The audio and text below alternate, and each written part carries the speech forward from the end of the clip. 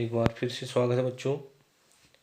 अब देखते हैं हम अगला पॉइंट है हमारा इसी में मानव भूगोल की इस कड़ी में अगला पॉइंट है हमारा पर्यावरणीय नवनिश्चयवाद। नवनिश्चयवाद, ये नवनिश्चयवाद के जनक कौन है? Griffith Taylor. ग्रिफिथ टेलर है ये नवनिश्चयवाद के जनक। ठीक, इसमें ये कहा गया है कि जैसे पहले मानव का प्राकृतिकरण हुआ और उसके बाद फिर प्रकृति का मानवीकरण हुआ। मानव का प्रकृतिकरण क्या क्या हुआ? जैसे पहले मनुष्य जो है प्रकृति पर निर्भर था, उसके बाद फिर जो है मनुष्य ने अपनी टेक्नोलॉजी के माध्यम से उसे उस चीज़ों को संभव बनाया जो प्रकृति ने हमें जो चीज़ें दी हैं। जैसे नदियाँ हैं, नदियों से जो है डैम बने, डैम से जो है बिजलियाँ जो मनुष्य ने अपने तरीके से वो बिजली उत्पन्न की। ये जो है संभव, ये चीज़ें संभव हुई। तो उसके बाद क्या है कि फिर क्या हुआ इसमें इसमें कि पर्यावरण का हनन हुआ। पर्यावरण को जो है जंगलों को काटा, पेड़ पौधे कटे हैं और भूमि जो है भूमि का निम्नीकरण हुआ। बहुत कुछ पर्यावरण को कई चीज़ों का नुकसान हुआ। तो फिर इसमें एक हमारे विद्वान आए ग्रिफिथ टेलर। इन्होंने जो है रुको और जाओ सिद्धांत का रुको और जाओ निश्चयवाद सिद्धांत का एक वो किया। ठीक, तो इनके अनुसार इसको पढ़ते हैं हम थोड़ा।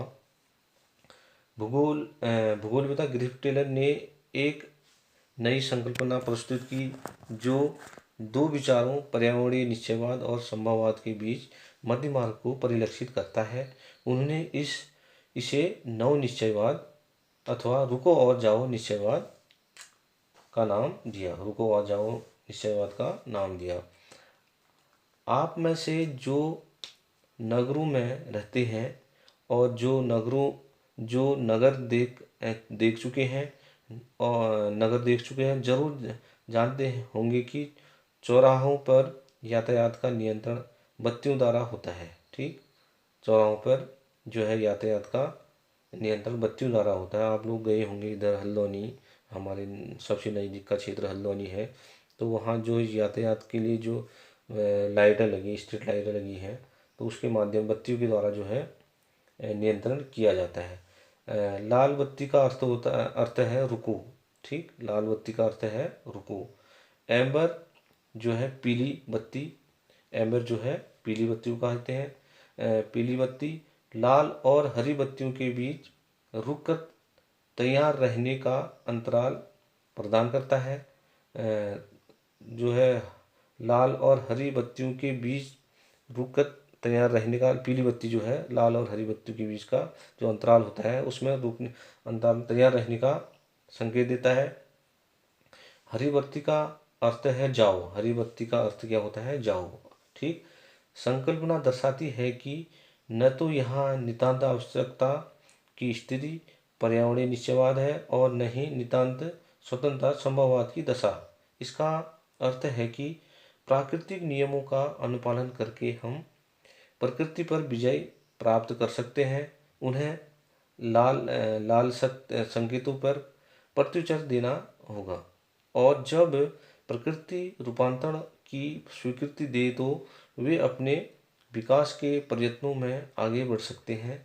इसका तात्पर्य यह है कि उन सीमाओं में जो पर्यावरण की हानि न करती हो और संभावनाओं को उत्पन्न किया जा सकता है। ठीक, इसमें ये भी है एक चीज़ कि ये कहना चाह रहा है मनुष्य जो है अपना विकास सतत रूप में विकास तो करे, लेकिन पर्यावरण को ध्यान में रखते हुए। ठीक, पर्यावरण को ध्यान में रखते हुए अपना विकास जरूर करे। ये नहीं कि दुनिया भर का पर्यावरण का कर लिया, उससे जो है हमें काफ़ी चीज़ों का नुकसान होता है। जैसे किस चीज़ का नुकसान हो रहा है? हरित गृह प्रभाव। ठीक, ओजोन परत पर ठीक अवक्षय हो जाएगा, भूमंडलीय तापन ज़्यादा हो जाएगा, पीछे हटती हिम हो जाएंगी, निम्नीकृत भूमियाँ हैं। ठीक, नव निश्चयवाद संकल्पनात्मक ढंग से एक संतुलन बनाने का प्रयास करता है, ठीक, जो संभावनाओं के बीच अपरिहार्य चयन द्वैतवाद को निष्फल करता है, ठीक। इसमें यही कहा गया बच्चों की पर्यावरणीय नवनिश्चयवाद में जो है पर्यावरण को देखते हुए जो है मनुष्य अपना विकास करे, जिससे कि नुकसान ना हो, मनुष्य को खुद का नुकसान ना हो। नवनिश्चयवाद ने संतुलन बनाने की बात कही। मानव अब प्रकृति से नहीं डरता, अंधाधुंध विकास के लिए पर्यावरण का उपयोग करता है, ठीक, अंधाधुंध विकास के लिए जो है पर्यावरण का उपयोग कर रहा है। इससे पर्यावरण को हानि पहुंचती है, जैसे ग्लोबल वार्मिंग होगी, भूमंडलीय तापन होगा, पीछे हटती हिमनदियाँ होंगी। इसीलिए नवनिश्चयवाद ने कहा कि रुको और जाओ, अर्थात विकास करो पर सीमा में रहकर। फिर देखते हैं अगली क्लास बच्चों। ओके।